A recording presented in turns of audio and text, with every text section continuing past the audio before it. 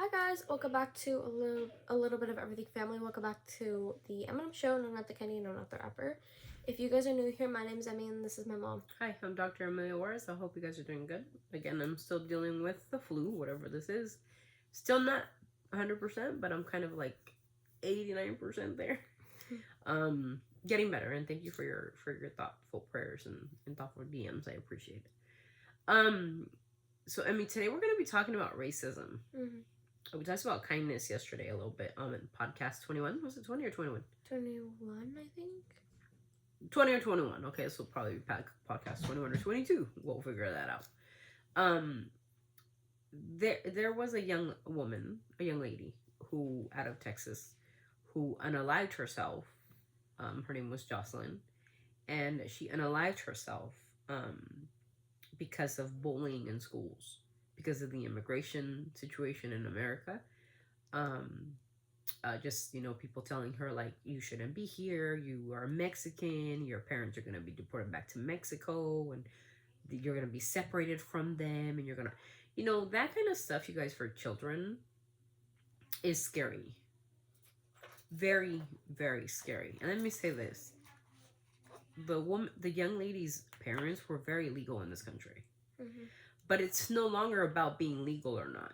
It's about just being racist pieces of shit that's happening in this country. And I'm sorry to say that, but there's too much fucking racism, and nobody's superior. Again, I will say this and reiterate this 1,000 times. Nobody is better than anybody in this country, right?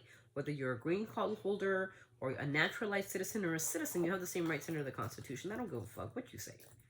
Some racists will say, because you have a green card, you don't have any rights. The fuck I don't. What do you mean? I had a green card before under many other presidents, and they didn't have any problem with my green card. It was very legal. I paid the fees for it. I did the vetting for it, and I got it because I deserved it. For somebody to say that I don't have any constitutional rights because I'm a legal citizen, a legal resident, is the stupidest thing anybody can say. I'm sorry. That is just so stupid and so uneducated and stupid, and nobody's gonna bully me into that. What the fuck? What I do gotta say is, we become a nation that's so divided because of this situation that it's even to the point where people don't even give a shit anymore. You can be literally at a child's funeral, right? Or talking about your child that she is deceased over some fucking stupid ass bullies in your school, in the school, and why she unalived herself. And you'll hear some stupid shit like, well, if you didn't like it here, why don't you fucking go back to Mexico? That's the America we become. And I'll show you the clip, just so you guys know. So you guys know that this is from Good Morning America school meeting outrage. This is a school meeting and what happened, and her father was up there speaking for his daughter and why she unalived herself and what note she left for them and whatnot. So here we go. Here's the clip. Video are going to be shocked straight by what they see. Others are going to shrug their shoulders and say it's emblematic of problems in this country. What we're about to see is a school meeting about racism. And before parents could even make their point, another parent proved their point by telling an immigrant, you don't like it here? Then why did you leave Mexico? A meeting about racism in a Michigan school erupts when Adrian Iriola, who immigrated from Mexico in the 1980s, was interrupted as he described his son's experience. I went to his bedroom to say goodnight, and he was crying because of the abuse that he was enduring in this school system. And why did you stay in Mexico?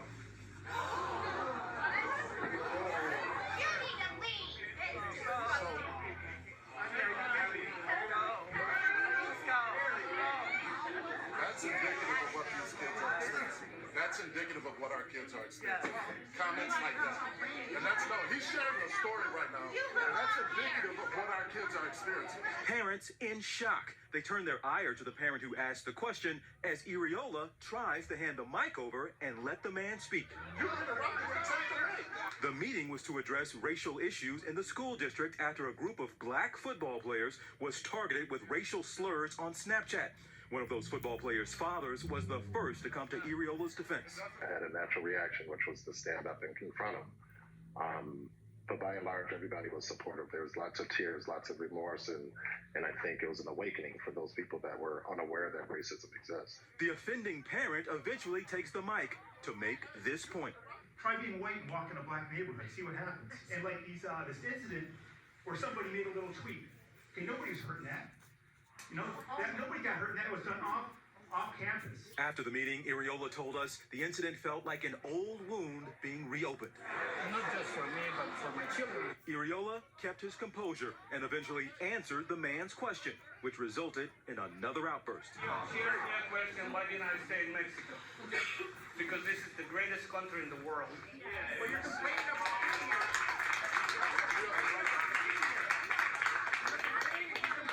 being here. It's not your turn. It's not about it. Yeah, and look, the school district did put out a statement and says in part that this type of bigotry goes against all the values and beliefs of our school system. It says we will continue to listen to parents and students.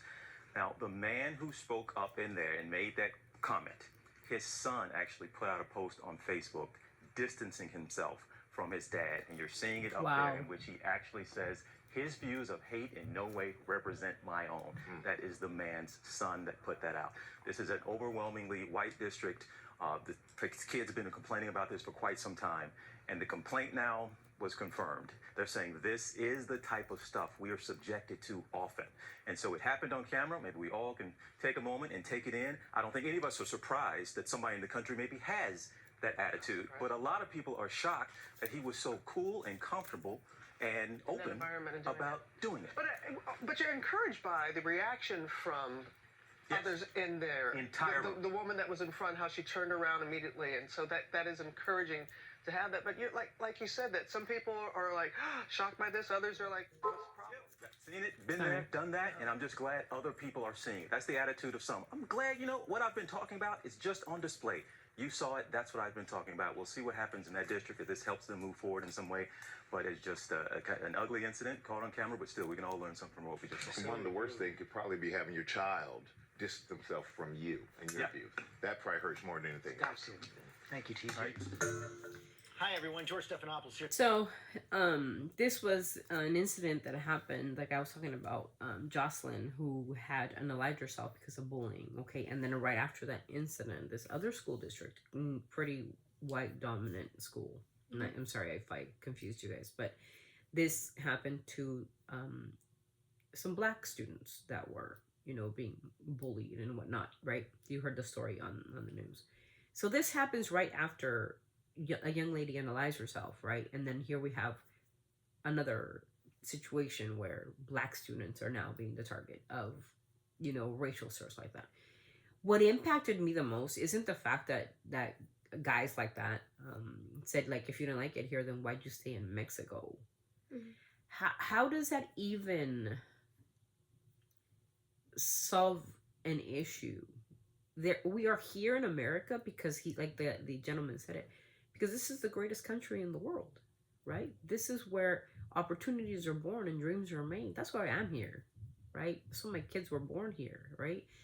And I believe that I'm so happy that the gentleman who was speaking up for his son, because his son feels bullied and his sons feel so out of their element because of so much racism being impacted now in the world, that he kept his composure, because that's who we are.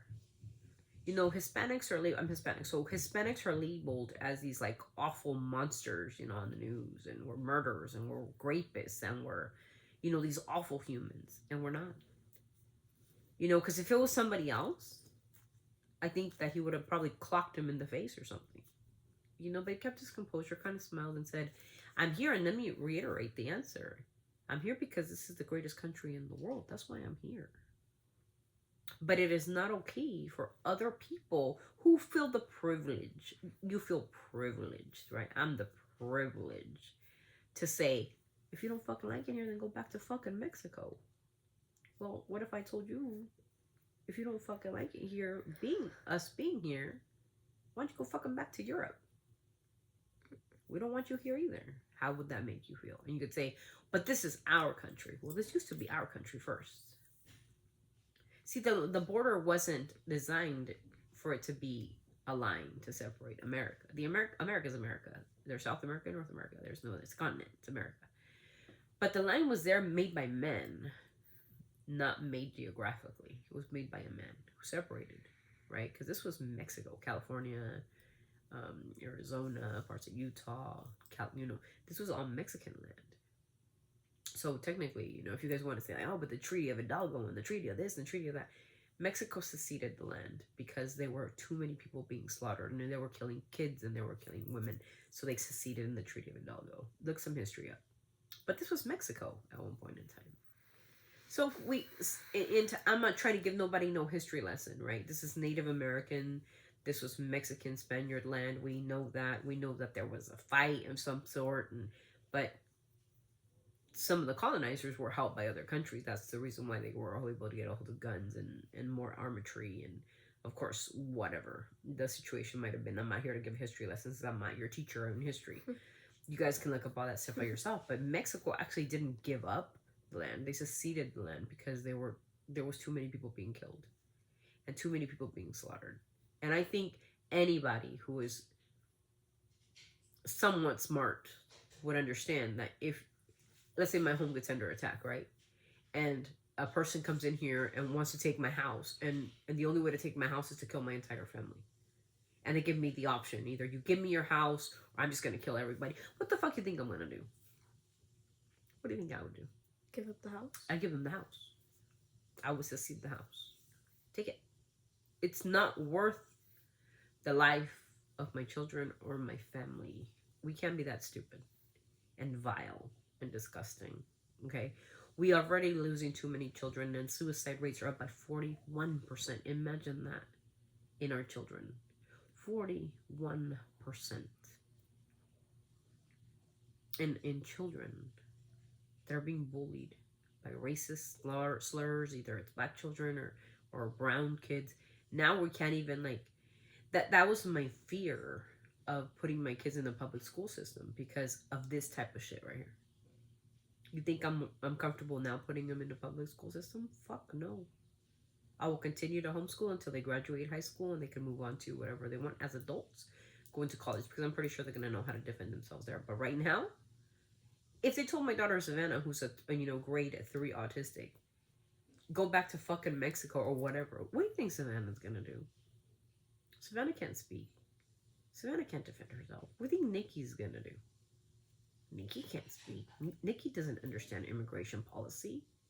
People are so stupid, and it's getting out of hand. And I'm here today in this podcast to not only shed light of to what some of the things caught on camera, right?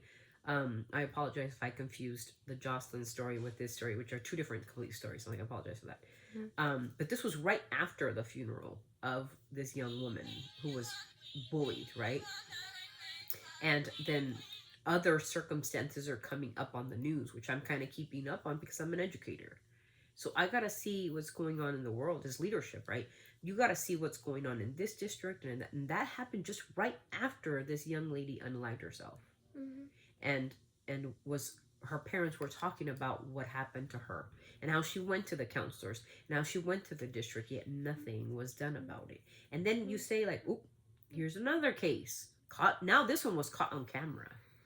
So the world can either open up and stop being, like, ignorant to what's happening, or shrug their shoulders and say, like, well, yeah, that's exactly what I think, but you just said it out loud. And I think you should be disgusted with yourself, because you know what? Love thy neighbor. Because we can bully as much as we want, right? You can be a bully as much as you want, but you're going to come to that one bully or that one coward that's not going to let you be a bully. And that's where the problem lies with the school systems. I believe in wholeheartedly, I believe that the bully is a bully until the coward lets him be that bully.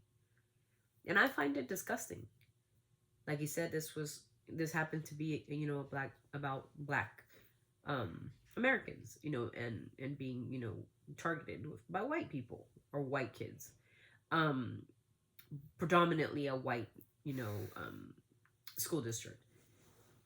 I'm so happy to hear that the son, which is the biggest slap in the face, actually didn't deal with the dad. I was actually happy because that tells me that young man has morals and values, that he did not share that stupid slang of, like, well, if you didn't like it here, then go back to Mexico. How stupid and ignorant can you be, really? We're here because we love this country. I love America. I love the U.S. That's why I'm here. I studied here. I got my degree here. I love to be who I am. I love my legal status here, and I hope to keep it for a long time. I want to grow old here, and I eventually pass away here. You know, my mom brought me into this country for a better way of life, and I brought my kids into the world for them to have a better way of life. So this video is to bring light. And if I confused you a little bit at the beginning, I'm sorry. But I was talking about Jocelyn because she deserves recognition.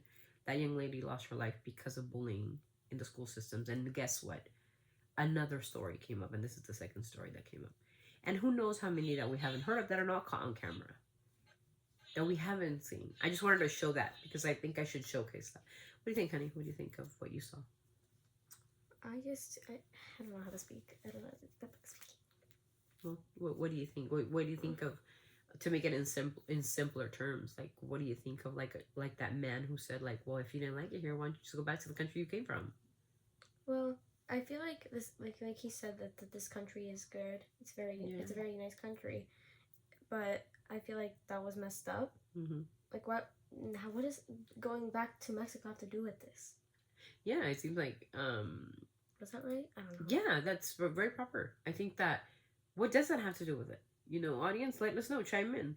If it's not the fact of the country that's the problem, it's the people. So for me to say, well, if you didn't like it here, go back to your fucking country. His son is crying because he's being bullied, right? That's what the gentleman said. What does going back to Mexico have to do with bullying? No, that it's us humans that are making it impossible for young children to get their education they need, because there's a bunch of shithead little kids, and I'm sorry, excuse me, but there is. I'm sorry. Parents, do better. I told you how to show empathy. I showed you how to show kindness and respectfulness, but you got these shithead little kids that have no respect, that they don't respect anything, because that's what the clowns are teaching them at home. Raise some clowns and you have a full-blown circus. And I'm sorry, but I'm sick of it. Kids should not have to lose their lives over some stupid shithead who wasn't taught right at home. And I'm sorry, but I've had it to that point where, as a mom, it makes me so angry that there's children that just want to get an education, go to school, and be happy. And then you got these things you call kids that you raise that are going in and bullying people and making them to the point, getting a child to the point where they don't want to live anymore. Think about that. Think about how stupid that is for parents to even think that that's appropriate or correct. I want you to look at me straight in the fucking face and say to me, parents are right for giving their kids privilege. Fuck off. Because me and you are going to have a really awful discussion about it. You think it's okay for me as a mom to tell Emmy to downgrade somebody else because, oh, she's privileged. She's an American citizen. She's privileged. So she can tell the immigrant from wherever, oh, I'm better than you because I was born in America. The hell she is. No. She's supposed to be kind to thy neighbor, kind to thy immigrant, kind to bring me your poor, bring me your sick, bring me your masses of the Statue of Liberty. That's not what we are. And it is me as a parent who has that responsibility to teach my daughter how to be a better human. We're all human, I already said it 20 million times on this channel. Respect each other in the districts. Children should be respecting other children in the district.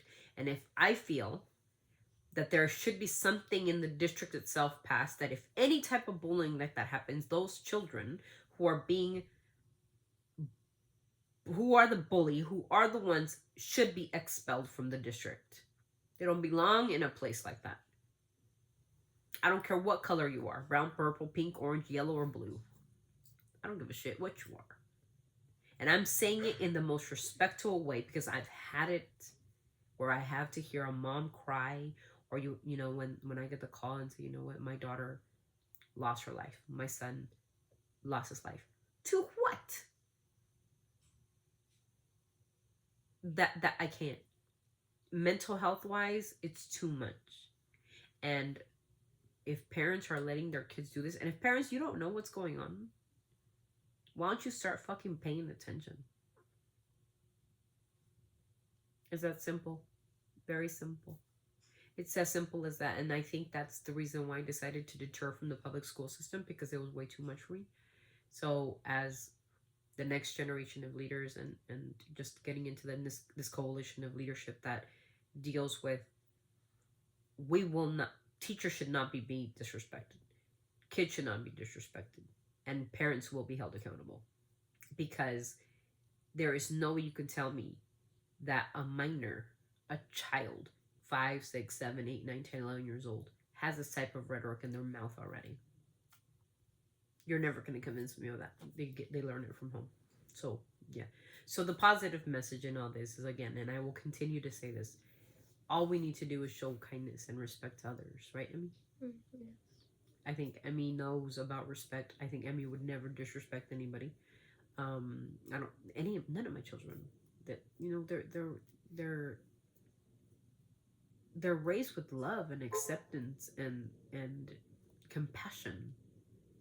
We don't raise wolves. If you guys raise wolves, and that's on you, bro. Do you want to raise Tarzan? I mean, by all means, but I feel that there should be, like I said, I deterred from the public education system for that reason, and strayed away from it. I did have a position there, but I just couldn't deal with the mental state of knowing that parents don't give a shit about what their kids are doing in school. Some of them just shrug their shoulders and say, like, hey, like, that's what my kid thinks. That's what my kid thinks. You're stupid if you think that. I mean, I'm sorry.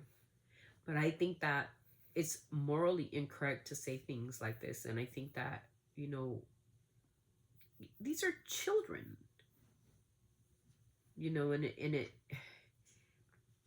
they need to be taught in a space. Listen, I'm going to say something, and I'm going to say this once. And I hope you understand what I'm trying to say. But children, our first teacher is our parents. It's our very first teacher. When we are out of the womb, children, when I give birth to my child, the very first teachers that they have are our children. For our children, is us, the parents. Everything they mimic, everything they say, everything they talk about is what they hear from their parents. So if they're loving children and kind and respectful, that's what they're taught at home. Love, kindness, respect. You know, like, excuse me, mom. Or thank you, mom. Or I love my neighbor. You know, we have a cute little neighbor who's super adorable. You know, we love him. Nathan, yeah. We love him because he's so cute. And we respect their family. They might not be the same as us, no. But we're kind to them as they're kind to us. And that kindness reciprocates. The neighbors across the street, the Vietnamese neighbors. When we first moved into this house, they were the most heartwarming people that I've ever met in my life. He's a veteran for the United States Army, and she is his wife. And whenever they have a party, we get invited. Whenever they have a lot of food, they bring us food to our home, or vice versa.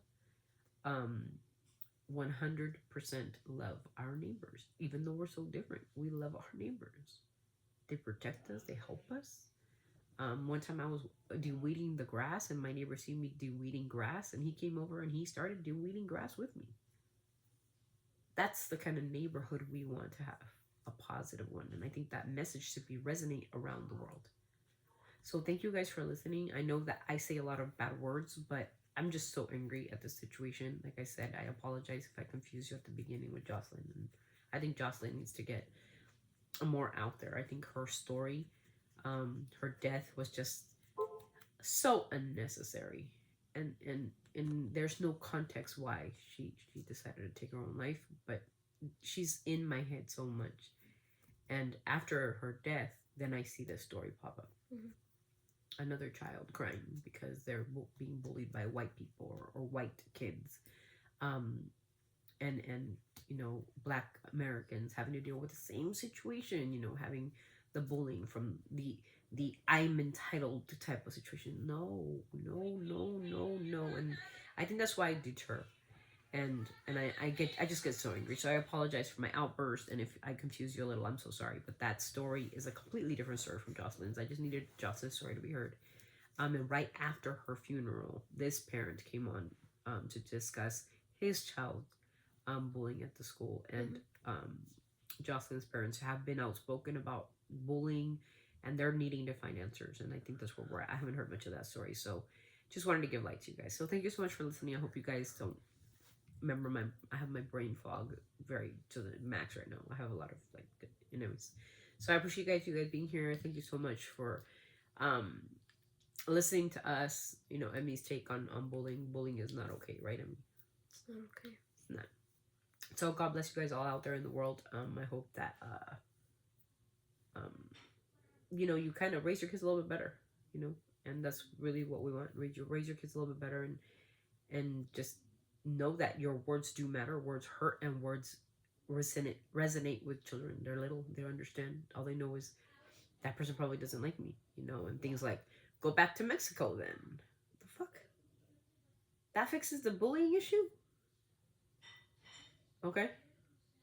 So first is, towards Jocelyn and her Hispanic family, immigration. Now it's about you being black. And now, when does it stop? Till this whole nation is, no. It's gotta stop. It's gotta stop. So thank you. God bless you guys. And Emily will send us out. See you guys in the next vlog. Thank you for listening. Bye. Always sending our love from our family to yours. Don't forget to keep it kind, keep it compassionate, keep it respectful, and most of all, and most importantly, you are what you write, so keep it classy. We'll see you in the next vlog. See ya.